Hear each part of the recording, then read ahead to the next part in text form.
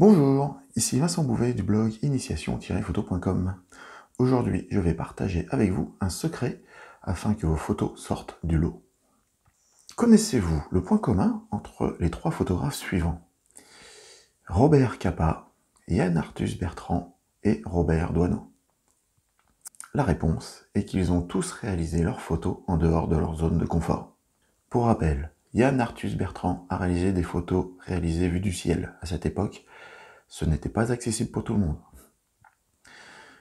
Robert Doisneau avait l'habitude de photographier ses contemporains en allant vers eux et alors qu'il ne les connaissait pas. Enfin, Robert Capa est célèbre pour avoir pris en photo la Seconde Guerre mondiale dans des circonstances réellement inconfortables.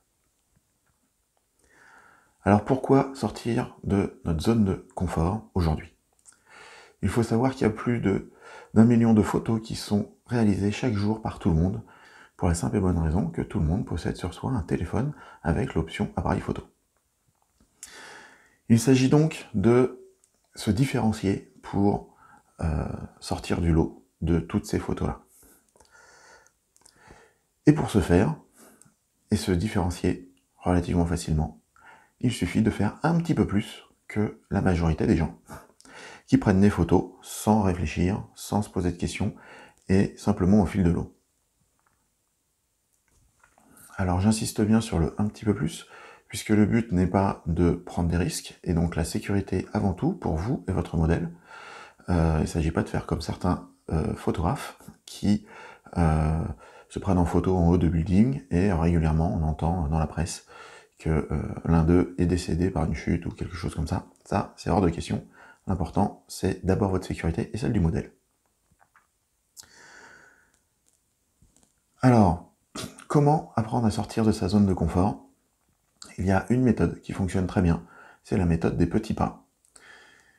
La méthode des petits pas consiste à faire un petit effort raisonnable, simple, tous les jours, ou en tout cas régulièrement, et au fur et à mesure que vous franchissez ces petites étapes qui sortent de votre zone de confort, et ben vous allez l'étendre, cette zone de confort, vous allez pouvoir faire de plus en plus de choses qui vous paraissaient difficiles à l'origine. Alors pour ce faire, je vous invite à lister l'ensemble des pratiques photos que vous n'avez pas l'habitude de pratiquer, pour le coup, et de les classer par ordre de difficulté que vous ressentez. Alors une fois que vous avez fait cette liste-là, je vous invite à suivre ce plan d'action à votre rythme, de manière à progresser et à étendre votre propre zone de confort. Alors quelques exemples, ça peut être prendre des photos au ras du sol, très peu de gens prennent la peine de se baisser. Ça peut être prendre des photos en se déplaçant.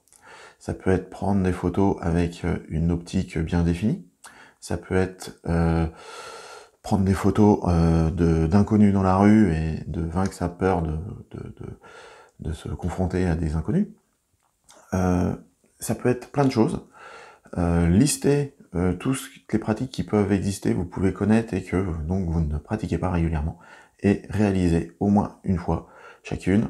Et le mieux, c'est de pratiquer suffisamment de fois chaque étape avant de passer à la suivante, de manière d'être certain d'avoir intégré cette nouvelle pratique et qu'elle ne vous fasse plus du tout peur et qu'elle devienne un outil supplémentaire de votre pratique photographique.